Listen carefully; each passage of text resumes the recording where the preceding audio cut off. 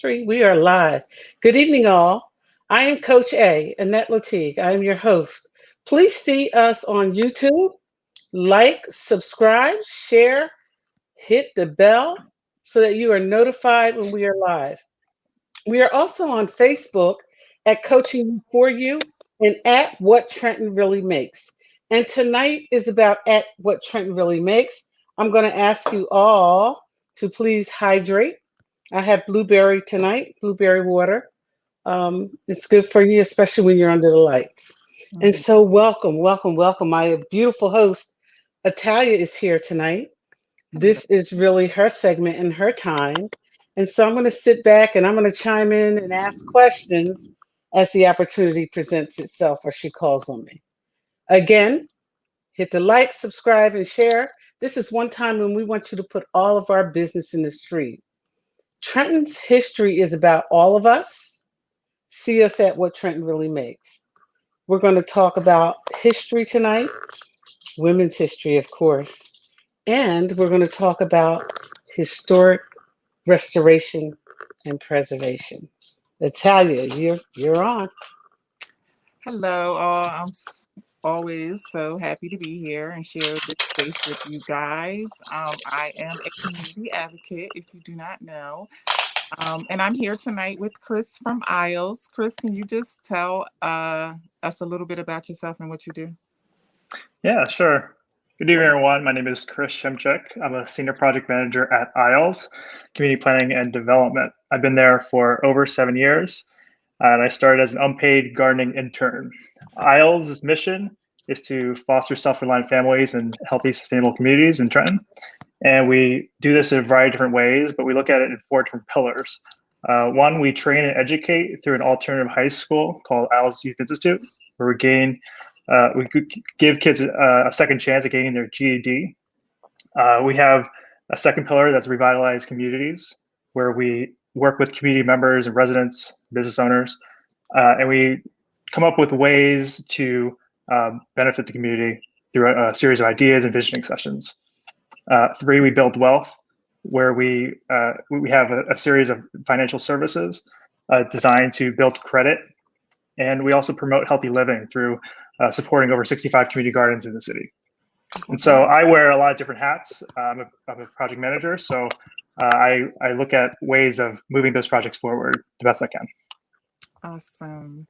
So tonight we're just going to talk a little bit about African American historical structures, more specifically the Carver and the Higby, also known as John T. Nixon. So just to give a little bit of background, the Carver Center, located 40 Fowler Street, originally constructed in 1915 by the Sunlight Elks Lodge and then torn down in 1927, and the existing building was erected. The Higby, located 20 Bellevue Avenue, the first educational institution built for African American students here in Trenton. That building was built in 1857. So 164 years ago. It's Wow, amazing that that building still stands and is in amazing. fair condition, good condition, fair to good It's pretty condition. good condition. Yeah. Yeah, yeah. Um, so you and I, we talk a lot behind the scenes, and we struggle with getting the community on board. So like with the first two, there were two workshops that were completed not too long ago. And the idea there was to get information and feedback from the community on what it is they would like to see happen with those buildings. Can you tell us what some of those ideas were from the community? Yeah. So let me just back up a little bit. So ISLES is we work and partner with the city.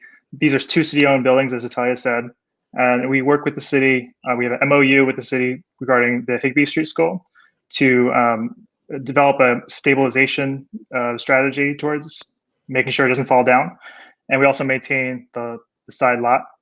And we also have a joint agreement with the city and a consultant to do a stabilization effort with the Carver Center. And so that's where we come in. We are through that stabilization work at the Carver Center. We have a consultant, as Italia mentioned. We had a few workshops where the consultant was presenting on their findings and gathering people's input on what they'd like to see happen there. And so far, some of the ideas that have come out of that was an identification of the fact that there's a kitchen at the Carver Center, a pretty sizable kitchen. And it'd be nice to have some sort of programs geared towards maybe a cooking certification or some kind of flow to, once you have the certification, you can connect to a local restaurant. So that's just an idea that came out of that workshop. Another one was at Higbee Street School. Several residents mentioned a desire for it to become a museum. And so it's just having to figure out what makes sense. And we don't come in with any preconceived notions or opinions. We don't have any desire or idea what it should be. And so we're just gathering everyone's input as much as possible. And we want more input. We understand that there wasn't as much as we would like. In the past few sessions, we had about 15 to 20 people, I think, Atalia. So we definitely want more representative information. And so we want to keep doing workshops and on the ground workshops as well, because we understand that not everyone can access a computer to do it virtually. Okay. So from your perspective, why is it important to save these historical structures? And why is it important that the community be involved with the preservation of these structures? So they're important to save because they're unique. Having a cluster like that where you have a historic structure like the Higbee Street School built in the mid 1800s and have it still exist, it's like one of only a handful in the state that still exists. Lisa Toro can correct me if I'm wrong, but that's unique right there. You have the Carver Center that's been so important to the community in terms of various functions. Yeah, the Cavaliers. And I know you have several memories there. I heard a previous interview where you talked about your memories there. And yeah, the Cavaliers go there, and you have basketball games and jazz bands and various concerts. And there was a desire through those workshops. What we heard was that, you don't realize how much you miss something till it's gone. That's right. And when the building's been vacant for so long, you kind of lose a sense of community, a sense of place. Yes. And that's what we want to bring back. Awesome. Thank you. So I guess tonight's purpose is to talk about the struggle of getting the community involved. So it's always it's always a certain group of people that show up to these workshops and to these events. And we need the community to be more involved. Now we put some ideas, we went back and forth about how we can make that happen. But I would like for you to tell us how you think we can make that happen. Sure. So as we said, the workshops weren't well attended just because we didn't get the word out as much as we have liked. We tried various methods, texting or emailing a few people to get the word out through their networks. We posted on Facebook pages that are frequented by Trentonians, but also people interested in history and in Trent's history, such as It's a Trenton Thing. That's a popular one where everyone just posts on about historic photographs and everyone's memories of the various spaces. So we want to keep doing things like that, of course. But we also know that residents, by the way, we also flyered, but we could have done more, essentially. So we want to keep doing flyering, and of course, but having a more on the ground workshop where it's possibly right next to the Higbee Street School. We have something set up where we have a workshop, or we have someone with a table and people can pass by and give their input, because we understand that also the other barrier to having a workshop is that not everyone's available. So people have other jobs and other lives. And so it's not like it's easy to just schedule a time and expect people to show up. And so we have to go to where people are and go to the source. And so it's not as easy to just have people show up and expect them to come up. Did you want to talk about the possible event that we talked about happening? Oh, the tour? Yeah. Sure. Yes. Natalia, before we move on, I'd like to ask a few questions, Mm-hmm. or I'd like to point some things out. The first thing is the idea of the inability to connect with technology. There's plenty of that. Almost everybody, including seniors, have smartphones. The idea that my experience has taught me is it has to be really simple for them, for our seniors and the people who might have an interest. For example, instead of jumping through hoops, all they have to do is click one link. Here, send them a text and say, click this and you're in.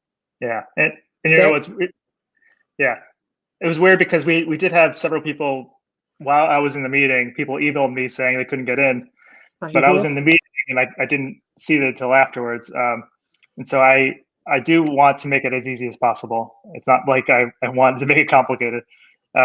Dealing with COVID restrictions and keeping it virtual, we've had to figure out ways of being adaptable. And we used Eventbrite, for instance, to make it an event that you RSVP to, just like any other event. And then it was integrated with Zoom. And so if you RSVP'd, you should have gotten an email back with the Zoom information saying, hey, it's going to be coming up in 2 hours. It sent reminders. So you got a series of reminders. You got one that was 2 days before, one was 2 hours before. And if you click the link, it should have gone right to the video. And so some people, it didn't work for. And I'm not exactly sure why. But we had a few people that, like you said, the barrier wasn't as, it just seemed to be some kind of barrier. And I wasn't sure what. So you're using email. I'd like to recommend respectfully and humbly that you consider text as well. As a matter of fact, going completely to text, I can promise you will change the game. A lot of people don't deal with email. They have it or they don't. And if they do, they're not checking it 24/7 unless it's a real part of what they do. So that's just a recommendation. The other thing was you talked about some of the ideas that you guys had, and Atalia you're gonna walk through this tour that you guys spoke of, or some of the other suggestions that you had. The Carver Center plays such a huge role in the African American community. And it is the African American, as you are well aware, I'm preaching to the choir. The African American community is sorely lacking in training and trade skills. Carver might be a wonderful place for that. If not, even the Bixby School, with its history, might be a wonderful place for that. Whatever we think about doing, I like museums. I love them. I'm going to do a virtual tour with the Philadelphia Art Museum. Oh, great. But I'd like to see something that works in and for the community. I agree. That's just my comment. Thanks, Atalia. Thanks, Chris. Thank you. So did you want to elaborate on that tour, or do you want to wait until? Sure, we can talk about it. Well, so since the buildings are owned by the city, Isles does not have access to them. So we do have access to Higbee Street School just for stabilization work. We don't have access to just open it up whenever we want, I think. But so the idea is during the workshops, we did have photographs of the inside of the buildings, but we understood that it's one thing to see the photos and it's another to actually be inside and understand the scale and the different size constraints of the space to understand what kinds of things could go there. And so we talked about having a tour. Nothing is finalized yet. We want to make sure the city's on board with it, of course. And so we're kind of in the beginning stages of coordinating with the city. And so it'd be like an indoor tour. You know, COVID restrictions would be like probably 5 to 6, maybe 7 people in a group, spaced out, and they could go inside and check out the first floor and the second floor. And we could probably peek into the Higbee Street School. I think even though it is in very good condition, I don't know if it's necessarily, I don't know if we're able to just walk in and walk out. I think it might be something where you can see on the outside, peeking in. Okay, awesome. Those were all the questions that I had. I just really wanted to stress the importance of community and collaboration. So since you guys Yeah. are lead on these two projects, it's important that I thought it was important that people see your face and connect, Yes. your face with Isles, and then see us both talking about. Unfortunately, Lisa couldn't be here tonight. She had another engagement, but to see Okay. our faces and see us working together for the preservation of those historical structures, because they are important. Well, actually, I do have one more question. Definitely. What, in your opinion, or your assessment, how sure or how soon do you think we can we can get these buildings back up and running? So that's a good question. I think we have a few months left until the consultants come back with a report that gives us a better understanding of the condition of the Carver Center. So that should be, I think, by June. And then we apply for more funding from the state. The state is a major funding source for this project. And so the result of that grant, if we get the funding, things can speed up and would be done within the next year or two. I mean, it depends on the condition report and how serious the repairs are, the For the cost of repairs Mhm. for the Carver. Yeah, and the Higbee's the same boat. So we need funding for the Higbee. Mhm. Right now we have $50,000 for the Carver, but that is it's restricted to bricks and mortar, like physical activity to the building, and to repair the building. But we first need to know where it makes most sense to put that money in the building. There are some repairs that are needed around the bricks on the outside, but we understand the roof needs to be repaired as well. What I was going to ask. Yeah, and so since the roof needs to be repaired and water flows down, it might also need to be repaired inside as well. And there's also extensive piping that's been stolen over the years. And so we want to have a better understanding before we put the money towards something. So it could take a few years, but we're in it for the long run, and we're supportive of this project. And I tell you, we really appreciate you inviting me on. And I just want to say one thing, Annette, you mentioned the texting and how important that is. I just want to add that we are putting a large banner on the building, and it includes a lot of information. Two parts is the Higbee Street and Carver Center history, a little paragraph for each one. But we're also talking, we have a little text number that people can text their memories, ideas to the specific number, and I'll be maintaining it. So it would go back and forth that way. And if they're interested in being part of the process moving forward, we can always include them in future communication. I am absolutely interested in working with and for to ensure the community's engagement, number one, as well as my own, but to ensure again that people have a real simple way of doing things. Having managed a support staff for almost 500 people, I can tell you can email until you're blue in the face, but as soon as you send that text, it's like boom, oh, okay, they're there. So you guys are doing great work at Isles. I am extremely pleased with the work that Marty began, and you guys, have picked up the torch to carry on. I'd like to have you back to speak a little bit more about the program that you have for Trenton Youth and how they can sign up. And through our at What Trenton Really Makes Facebook page, we can also push it out, because here's what I want you to know. We're on Facebook, but we're also on YouTube. And over the next couple of months, we're going to be on hundreds of other platforms.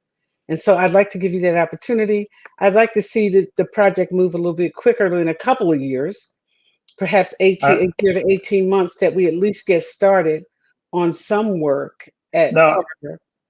Yeah, and I agree. I want to just say that, I think in total completion, it would probably take about a year or two. But starting, I think, would be sooner. So the first steps, getting people engaged in the process, making sure that people are aware of the importance of these buildings, and also, using it as an opportunity to, you keep the momentum going. These are the tours. The tours are great because, it gives people an understanding of what can be done. but it just gets people talking and starting that dialogue on what else it could be, and keeping the momentum. So we want to keep doing it. Yes. We want to find other ways, other ideas. If anyone has any ideas, other ways we can engage with community members, feel free to email me. I have a.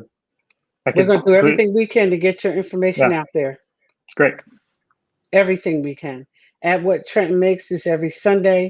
It's at 7:30. It's a program that Italia is working to engage the community as an activist and as an advocate for the community.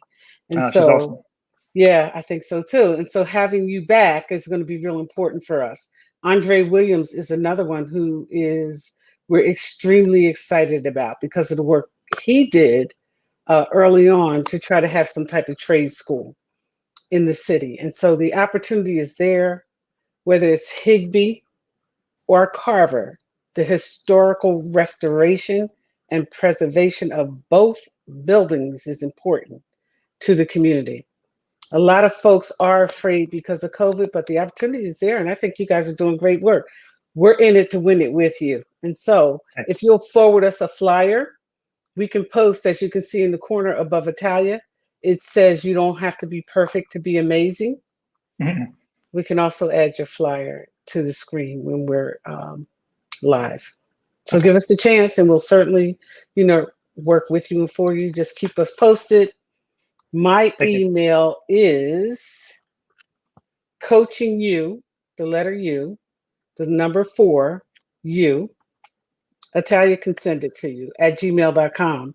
And you can send me whatever information you have, as well as, what Italia can share with us as well. Okay. And so I'm looking forward. I want to thank you for taking the time. Again, we'll see you on YouTube and on Facebook. And we'd like you to put our business in the street too, that we're here doing everything we can to show what Trenton really makes. Thank you. Chris. All right, have a good night. So, thank you for joining us. Thank you. And so, Italia. Yes. Let's move on to women's history. Yes. Let's talk about some women, past and present, who are actually getting it done. For me, I had made how the memories come up in your Facebook Yes. feed or however that thing works. I'm feeling so dated right now because I have to step my technology game up. But anyway, the memories, it came up in the memories, and I had made a post a year ago talking about my 5th great grandmother.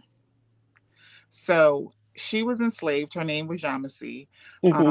And I just connected her all the way to me. And so before I even talk about past and present women that we collectively know, I just want to highlight her and her daughter and her daughter and her daughter all the way to my grandmother and my mother to me, because I appreciate the sacrifices that they've made so that I could be here today. Because without them, I wouldn't be here. So I'm just so grateful for them, just because they chose to get up, just get up the next day and do it all over again. So I just wanted to highlight Yamasi, an enslaved woman here in the United States. And here's her granddaughter sitting here tonight on a podcast. So how amazing is that? It's our banner says it all. Trenton's history includes all of us. And all of us tracks back to all of them. Your grandmother, your great grandmother, your mother, her mother, it tracks back. I have a long lineage of history here in the city. I'm a 4th generation resident. And I just like to say that my children are 4th. I'm 3rd. My apologies. I just like to say that there are really some phenomenal people. And women's history, they go, well, there's a women's history, but there's no man history. Women. That's unfortunate, though. We should highlight them at some point. And we will. Aside from June, that's what Black Men Speak is all about. Highlighting the man.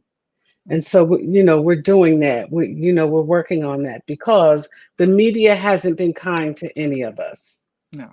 And if you add the damage that we're sometimes capable of ourselves, it makes it even worse. But they haven't been kind to us, and they don't tell our story as it is. And some of the people we're highlighting, myself included, and you included, people don't know about us. They know what they hear. Yeah, this is And true. so just a little homework for everybody will change the game. Just do your homework. Reputation is simply what people think, your character, which matters so much, is what people do. There And are some so, phenomenal women here in yes. the city of Trenton doing some great things. I for one right now I'm very impressed with Tanil McCoy. She's just doing the Yes. darn thing. I'm inspired every time I'm in her presence. Um, so we have Tanil, we have the young woman Jossie, who Mhm. led the Native American, well, she's leading the Native American conversation, which I think is awesome. We Mhm. have um, um, Stephanie Register, who is doing the recovery. Shout It's out to Stephanie, to Neil, yeah. and Jossie. Yes. hmm Yes. so there's many. I'm forgetting a host of people, but there are many women who are doing great things here in the city of Trenton. And before I forget, I have two favorite quotes of all times, and the first one is from Angela Maya Angelou, and that quote is "When you know better, do better." And the second one is by Zora Neale Hurston, who it says, or she said rather, if you're silent about your pain, they'll kill you and say you enjoyed it. So I just apply that to all parts of my life because I think it's relevant. Like you really do have to speak up. I think women do a phenomenal job at speaking up. We're on the front lines of all the issues. We have been that way for generations. So I'm very proud to be associated to and connected with some very phenomenal people, women in particular. I would like to shout out Teska Frisbee, hmm who has written a book to talk about differences with people and how very much connected they are. And this book that she's written is called, I believe, is Different Just Like You. People don't realize, you know, how much we really are alike in many ways. And that goes for men and women alike. But this is Women's History Month. And so that's what I'm dealing with here. There's another woman that I'm particularly impressed with. And I'm trying to remember her name. I want to shout out Amini Sababu. Yes. Amini Sababu getting it done over there at Serenity Gardens. I want to shout out a woman who said, her name is Lisa Nichols. Lisa said, don't dim your light for anybody. If it's too bright, hand them a pair of shades. hmm And I'm so with that because so many people are intimidated. Women are humans. Our story is about our humanity and who we are and what we do. We give birth to nations. Give birth, I said. hmm Men help us create it, but we give birth to nations. We carry that nation. And so, in terms of birth, there are so many women. I want to shout out Hazel Stewart, who's been very active in the community. Virginia Turner, who was recently eulogized yesterday, day before yesterday, on Friday morning at Trenton Central High. You know, I remember her. I remember her telling us, pull your skirt down, pull your top up, do the best you can do. Yeah. Uh, we care about you, go to your classes. I didn't cut. Well, I there cut might be that. witnesses. There might be witnesses. I'm just going to back up here for a minute and say that sometimes in high school, I didn't always do the right thing. And I remember doing something like so amazing in school that the teacher came to my house because he felt sorry for me. and I had completely misrepresented what had happened. Mhm. And so I got home and my mother was waiting for me. Yeah. And she said, "So when did I get divorced?" I was like, "What? That's not what I said." What I said was, she said, "You said enough so that he misunderstood the reality of what was happening." I was grounded for a month, Yeah. you know. So I want to shout out my mother. My mother, I'm the woman I am because of my mother. My mother didn't have it easy. She wasn't the favorite child. Her mother died at 7. She was raised by her mother's sister. It wasn't a perfect family. But when I tell you that woman loved us and did everything she could to bring us up, and she told me what I tell my daughters, do better than me. Mhm. You Mhm. know, she always told me that. She was a woman who believed in helping everybody that she could. And she did. And growing up, I was annoyed by it because everybody who was homeless or didn't have a place to stay or had a fight with their mother, you know, could live with us. And she took care of them and she fed them. And it wasn't always easy to feed us. I come from very humble beginnings, which is why I'm so committed to ensuring that my people, I give everybody a fair chance, but my people get a chance too. And sometimes that's extremely difficult because one of the things I liked about coming to America, Italia, was that Eddie Murphy gave Black folks a chance to work. So yeah, had a conversation about that, which I love Coming to America, the sequel. Um, I didn't realize that he employs a lot of Black people in his That's movies, right. and so he doesn't get the credit that he deserves there. But I loved both movies. Um, I would like to. I forgot to mention. You already know that I'm very passionate about reparations, and I'm working my Yes. behind off um, to advocate for it. But Callie House, a woman who was enslaved, came out of slavery and she began the fight. She was the person who started the whole reparations movement. Hmm. So that's a woman who got it. Well, she didn't get it done, but she started the movement. And so She started the movement. yeah. So I'm She very started happy the to be movement. associated with that. And I believe one day Yes. it will happen. And the women that came before us, their spirits will be at rest once this is all done and settled. And so, as Black women, let's have the conversation first as women, because it's Women's History Month, but as Black women, let's talk a little bit about what reparations might look like for you, what I see them looking like, and what they have to look like in order for them to be real and to be leveraged. So I'm presenting tomorrow. Today's Sunday. Tomorrow, um, on reparations. I'm trying to get a group on board. And so I had to do just refresh my memory on some things. And so I looked at the amount of times that America has paid out reparations to various groups, and there are many groups Hmm. who have received reparations. Yep. So it's not impossible to do. It is very much workable. Now, it is a huge price tag attached to it because of Yes. the years and the amount of time that has gone by without Hmm. recompense for African American people. But for me, it should look like, and this is just me regurgitating what economists have already said, Yes. set asides and check, because a lot of people shy away from the fact that they're to be both.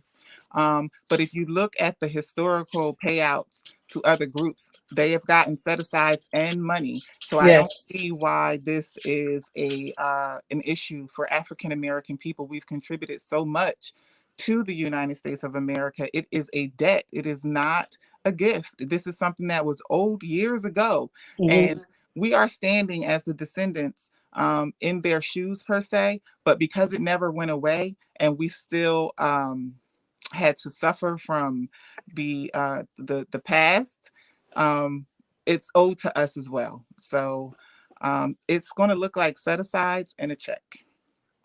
So thank you. I appreciate that and I respect that. For me, I want to say this. I'm very passionate about what we've gone through and where we are. And this is the message I want to send tonight. I'm not holding anybody accountable for their ancestors. What their ancestors did was absolutely horrible. It's undescribable. No excuse for it. They'll pay for it, as will, karma works for everybody. I'm not holding them responsible. I'm not holding one person who doesn't look like me responsible for what their ancestors did. What I am holding them responsible for is what they're doing right now. And so for me, reparations look like top-notch schools, hospitals, opportunity through set-asides, and the check. I want to see better health care for African Americans. I want an equal opportunity that's real, not just talked about, not just used in speeches, but real, in that everybody has the same opportunity. In my adult life, I can share some things with you, and I'm going to through a book, but I have to change names to protect me from lawsuits. Listen, we've got to do better, but I'm holding them accountable, them being anybody who's in power and who has the authority to ensure that reparations happen and happen properly. You're all being held accountable. There is no excuse. Don't tell me you don't owe me. You owe me and my children and my ancestors. You do. You absolutely do. And I'm holding you responsible for what you do today. And one of the things, Italia, that has to happen is when you walk in to interview for a job, that you have a fair opportunity. Because I'm a witness to the fact that that doesn't always happen. Just a fair opportunity. And for those who believe when we start, providing for our own that we're doing something wrong, you know what? Have at it. As long as I breathe, I don't care how they behave. The same opportunity yours get, mine will get. Like it or leave it. Yeah. I'm holding you responsible We for did away what you with do today. the equalness. We want more equity because then equity Mm-hmm. can bring about the equal and Mm-hmm. how we feel that should look. Um, it's doable. That's all I can say. We just have to keep pushing forward. It is definitely doable and it's workable. It is owed to us. So we are on the bottom of every metric. Absolutely. We need it. Absolutely. We're going to be without wealth by 2053. So I don't know how we if reparations does not happen, which I really do believe it will at some point, not in the next year or two, but I do believe. But who Oh, knows? it's coming. Who knows? But I do believe that it will happen because it has to happen. Because, like I said, by 2053, we will be without wealth. And that is not because we failed individually. We, Black women in particular, are the highest educated in the United States. So it's not because You need to repeat that for those in the back. Yeah, we are the most educated in the United States. So it's not because we fell to thrive individually. It's because of systemic Racism, yeah, bigotry, bias, and hate. policies, practices, and procedures. Yes. You are absolutely right. And while we're talking about this, let's talk about reentry and the justice system. This is where social media, all media, come into play. The media would have you believe that Black people are the only people in the United States committing crimes. Right. That's not true. Not at all. Not only is it not true, but they're misrepresented. And not only are they misrepresented in what happens in an unbalanced way that is unequivocally and without reservations biased. Step into a courtroom. Step into a courtroom any day. They were giving our Black men 70 years in jail for stealing a lawnmower. You can't hold us down. They've tried. And even in that, they've tried. They're not going to succeed. And they know who they are. Everybody's not good and everybody's not bad in any culture or race. But there's only one real race, and that's the human race. And so, yeah, you do owe us. And it's time to pay up. Better schools, better hospital, better housing, better education, better opportunity, better set asides, all of it. Give us a fair chance. Now, you don't have to give it because sooner or later we're going to take it. It's coming to that. This is not 1917. It's coming. Give it or we're going to take it. We are educating our people in a way beyond books to help them understand what elections look like. If you're not representing me, you're not going to be in office. Yeah, that's a whole nother conversation, and we have to talk about that on another day because political representation matters, and it's And beyond it's lacking. of the color of your skin, I must say. And it's lacking. It, I implore everybody to research the Reconstruction era because one of my pet peeves is, for years we were told that we have to wait on white people or we have to maneuver around what it is they think and feel in order to get what we need socially and economically, and that's just Mm-hmm. not true. Even though most people will say that the Reconstruction era was a failure because it didn't, it cut off after 10 years. So, or it was taken away after 10 years. But in that time frame, that time span, the ancestors were up against way more racism than we would ever experience. They were Right. literally being murdered at the whim of whomever, but they were still able to push through politically and socially in a way that we just can't seem to grasp today. And then if you fast forward to the civil rights movement, King did the same thing with King, and all the people that helped push that movement did the same thing. And we have not had legislation since 1965. And even the legislation, the 1964 and 1965 bills have been gutted. So we have work to do. And I believe it's because we are not represented in the way that we should be represented. So it's more than color at this point. And so, thank you for sharing that. You're absolutely right. It is much more than color. It's not about race, it's about representation, Mm-hmm. equal and fair representation for all. For example, better housing. How is it that people get to come in here and tear down cities and urban centers, landlords who don't do their part, and then blame it on the residents? Well, redlining itself is a historical harm. That's the bank. That's the what? That's the banks. That's the money. Yes, that's where the money is. But yes, and so people with the money get to come into communities that don't have the money and do what it is that they want, and that's why going back. This is why, in particular, African Americans need an uplift because we've just been taken advantage of for 400 years. And so there is no bootstrap that we can pull ourselves up. We don't have it. We don't have the boot. We don't have the strings. We don't have anything. And we have to get back the things that was taken from us and stolen. We're a resilient people, but Very. a lot of this stuff takes money. And so that's why people are able to come in and take advantage in a way. And because they don't care about our community per se, they just come in, they do what they want, and they don't live here, so they Mm-hmm. don't really care. And it shows in how they maintain the homes, it shows Right. in who they put in the homes, it shows in how they value the people that live around those homes. So Mm-hmm. it's a historical harm that we have to transform. I hate the word reform. We have to transform. Transform. We have to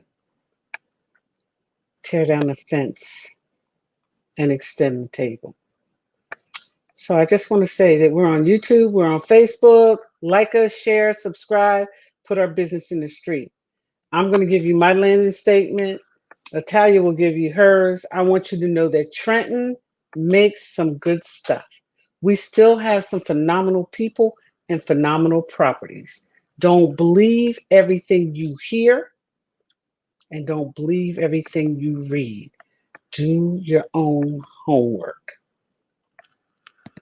The media would have you believe there's nothing left in Trenton. Listen, that is the biggest lie that has ever existed about anything. There's crime because there's poverty. There's poverty because the justice system doesn't work. The equal opportunity for employment doesn't work. I'm going to tell y'all some stories. I just have to my lawyer has to release some things for me to ensure that what I'm talking about is on point. I'm not going to talk about people. I'm going to talk about policy and practice. And some people are going to be on blast. Get ready for it. I'm setting you on fire. But here's the deal. Solidarity will change the whole game. The whole game. It's time. Yes. Reparations are coming. A new way of voting and looking at representatives are coming, because I'm going to do everything I can on this across the country podcast to educate people about what representation looks like. Stop looking at people who fight. That's a waste of time. It might make you feel good to see people act, and forget about it. Because you have the power to change that fighting. Use your power to change it, and that's your vote. Don't focus on things. See, whenever you see a story in the paper, look behind it. There's something bigger they're distracting you from. Pay attention. Marvin Gaye said it years ago. Wake up, was it Marvin Gaye? Wake up, everybody. Oh, I got the song. I can't think of it. Well, we can sing it. Wake up, everybody. Time to teach a new day. Maybe folks will listen to a better way. I also changed the words to songs. I don't know why the artist screwed it up. I got it right. But the point is, we got to wake up. You got to stop fighting. You got to stop listening to these people who have these great speeches, and that's all they have. Let's see some work. When you look at Italia, she's working for reparations. She's looking at Trenton Downtown Association. Downtown is a big part of what we have to do. I actually am, because I was in a meeting a couple weeks ago about that. So yeah, there's people. It's a lot of work that has to be done. A lot of work, and it's starting in the nucleus downtown and branching out is a way to make it happen. And holding landlords accountable. And just so that nobody sends me a text or a message, there are some landlords who are getting it right. The majority of them are not. And those are the ones we need to deal with and hold accountable. It's Women's History Month, and we're talking about housekeeping that involves our city. Housekeeping. And so, solidarity, reparations, women's history is human history. Shout out to Jassy. Shout out to Rebecca Mitchell, also just passed. Another phenomenal woman who did phenomenal work and believed in the community. Hazel Stewart was at Trenton High. I think Hazel Stewart might be 4'11", but when I tell you we were afraid of her, I mean that. She was a security officer, and we did not play with her. She was a resource officer. We did not play with her. Bringing back our family foundation is important. They've done everything they can in the justice system to destroy our families. Absolutely. By yanking our men out of them, out of employment. Every little thing they do, it's a jail term. Change it by holding your representatives accountable. I don't care who they look like. I don't care if they're black, white, Indian, Latina. I don't care what they look like. Hold them accountable. Stop listening to all that good talk. You get these great speeches. People want to run for office. I'm going to change the world. You are not. And if you are, what background do you have to show that you're capable of doing that? What have you done to say, I'm capable of doing this, except for talk? There are people who show up at events. They show up at events and you see them there and you go, oh, I know they're working in the community because they're showing up at somebody else's event. What event have they created? You got to start looking at people realistically. We definitely need to revamp our political education here in the city of Trenton. We definitely have to expand that thought process. In all urban Um, centers. and expose the community to not only the local officials, but the ones right outside of them as well, because they all work in tandem with each other. And I, as one who has lobbied down at the state house, I can tell you we Black people Hmm. aren't there in the rooms like we should be. So that's problematic. We have to show up because everything we do, like politics, is involved in everything we do. I get that it's messy, it can be a headache at times, but then again, that's why you need the right representative on board. But you still have to be involved at some point. You have to be On involved some at some level. point, and you have to at least know what you're talking about. You know, that good speech, we busting all of that up in the next election. I'm telling you. Don't tell me. See, this is why I don't particularly care for some of the forums that we have for local, county, or state officials. You know why? They don't get to the meat of it. They have these questions set up, and then they give them 3 minutes to answer. What are you going to do? I'm gonna I'm gonna do this, and I'm gonna do that, and I'm gonna do whatever. The next time before you elect anybody, I want you to take a look at what they've done. What have they done? And if they haven't done anything and you reelect them, you get what your hand calls for. The problem is I have to suffer your hand too. So let's do something different. Let's take a look at what people are actually doing. We reelect those who are actually doing things. We elect those who have some experience and have been involved with the population to some degree that they want to serve. All talk and no action gets no traction. And that's why we are where we are today. The other thing is to be on the flip side of this, give people a fair chance. Nothing happens overnight. You know, we're not going to fix everything that happened in the last 200 years when we're elected to office. Understand that. My sorority sister Kamala Harris is the Vice President of the United States, and I know that so many people are expecting her to wrong every right. That's not right every wrong. That's not going to happen.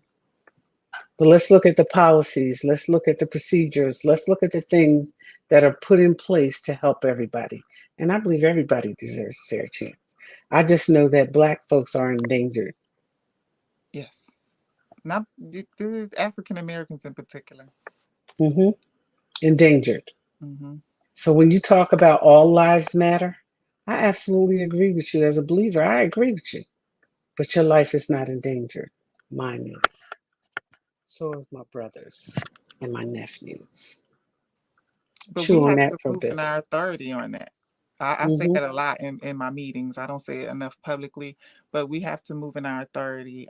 You have to advocate for what it is that you feel you need to advocate for. You cannot advocate based around what someone may feel or someone may think. Like you, That's, that's not how advocacy works. And you that's have to right. speak up even when it's not popular. So I got in the beginning of this reparations thing, and I'm so glad that more people are getting on board. I was called crazy for talking about it, Hmm. and but right, you know, when you're on the right side of things, it just is what it is. So now we're here, and the conversation has expanded, and I'm very, very happy for that. So let me tell you, whisper campaigns also. I want to talk about this a little bit because it happens most with women. It happens with everybody, but mostly with women. And this is Women's History Month. Let me pull y'all up on a little something. You're going to find that the women that they're going to say are crazy are the ones who are doing something different outside the box that somebody else is not comfortable with. You're going to find that when they speak about women, she's emotional, she's passionate. Why is this? You can be passionate and I can't. Hmm. When you're going to find that these whisper campaigns, and listen, when you believe and trust whisper campaigns, you are in fact a hostage. If you don't know that woman for yourself, don't judge her. Don't judge anybody. But if you don't know people for yourself, don't judge them. Whisper campaigns are designed to distract. And the more they talk about her, the more you better take a second look because they're trying to hide something. Okay? There's nothing crazy about wanting a fair opportunity for your people. There's Right. nothing crazy about wanting reparations. There's nothing crazy about being passionate about it. There's nothing crazy about saying, I love Black people and I love Black men. We're endangered. There's nothing crazy about standing up for people when everybody else is working behind the back door to shoot them in the back. There's nothing crazy about that. The problem is the solidarity has to happen because too many of us get on board with too many of them about things that are not true, that don't make sense, and have absolutely nothing to do with us. So Yeah, get up that's on your the game. yeah, that's the dramatic parts of it. Like I am I don't think you're gonna ever get people. I just don't have the time to worry about what people are saying, even though I know that those things happen. It was unfortunate that those things were being said, but it didn't stop me. And Hmm. I just don't have time for that. Like I'm really all about my work, my That's right. family, and enjoying my life in the little bit of time that I have to enjoy it right now because I'm just Hmm. being pulled in so many different directions. And I always want to make sure that I'm doing my best, giving my best self to wherever I'm being pulled. So that's where my focus is. And so stay there. Stay there, Italia. Stay there. That's right. Your reputation is what people say, your character is what you actually do. And so this is Women's History Month. There are some powerful women right within your family. They're everywhere. They are everywhere. I am proud of who I am and what I represent. I am proud that my character, I don't care what room you go in, I'm going to shake the vibe, and my character will always speak for me. My reputation is what they think. So is yours. So is every other woman. But women everywhere, we have some powerful stories to share, and I want you to Mhm. do it. Share those stories. It's Women's History Month. I don't want it to be just about this month. I want it to be forever. There are women out there who are overlooked. There are loudmouths out there everywhere. But there are women out here who are overlooked for the work that they're doing. Natalia, I'd like to get Stephanie on, when that works for you in your schedule. I'd like to see Stephanie register on this podcast, sharing about things that matter. I'd like to see Jossie on the podcast. I'd like to see who's the other woman? Who else did I name? I don't know. I have a few people that can come on now that I'm thinking about it. Marquita Let's Goodman, who gives me my Oh, massages. If I you love her. Oh, I you've gone to absolutely love her? her. Okay, good, I because do. she The does only a reason phenomenal I'm not job. going to her is because somebody who cared bought me a year-long thing at this other place, but they Mhm. are nowhere near as good as her. Yeah, yeah. Marquita is a woman who means business. And Mhm. so, I used to have an organization, Women Who Mean Business Association. I'd like to pick that up again and join some women together, especially in the city who have a business there, who live there, who work there and play there. I want to join them together so that they see what a powerful force of women look like. Mhm. Because they out there. They're out They there. are out there. So I'd Yeah. like to restart, I'd like to rebuild that association, Women Who Mean Business, and I'd like to ask for your partnership in it. I want you to see the women who are getting it done. Mhm. Okay? What you say is what you think. What we do is what matters. There are some phenomenal women out here. Thank you, Jenny Stubblefield, for Mhm. making a difference in working with me. Thank you, Catherine Graham, for making a difference in working with me. Thank you, Rebecca Mitchell, for making a difference in working with me. And to my earth, thank you, Mommy. I done good. Mhm. Yeah. Yep. Natalia has two daughters I have two daughters, yes, and one son. and one son, her Mhm. son's son. Yeah, yeah. Thank Yep. you, Italia, for getting it done. Thank you. You're doing a phenomenal job. Everybody wants to be an advocate. You are, and they want to be an activist. You're an advocate. Mhm. As soon as they figure out that difference, they're gonna get it right. You know. And because we're here and we're talking about women, I want to shout out Andre Williams again for the work that he's doing and the commitment that he's making in at what Trenton really makes. I want to shout out Tracy Syfax for working to try to get these things done. I want to shout out John Harmon for building the New Jersey Chamber of Commerce for Black folks, the African American New Jersey Chamber of Commerce. Those things matter. They matter. And so, you know, we thank you too. We respect you too. You know, there are many shoulders upon which we stand. I don't want my legacy to be about anything I did other than care about my people and ensuring that they had a fair opportunity when and where I could. That's it. That's it. So my landing statement is do that. Natalia's is Get up. do that, get up and do that. That's it for tonight. Yep. We're here at Coaching You For You, my co-host Natalia at What Trenton Really Makes. I want to thank you for being with us tonight. I want to thank you for sharing with us tonight. I want you to take a look at Isles and see what more they can do to offer, you know, greater opportunities and access for us and with us. It is about our community. All Trentonians matter. And Trenton has some great people right here in the city of Trenton getting it done. I'm a product of it. Thank you for being with us tonight. Natalia, keep doing what you're doing as an advocate. It matters. You know, speaking up for and with the people that, you know, you live, work, and play with makes a difference. I want to thank you. And I want to thank those of you who are committed to seeing Trenton do what it has to do.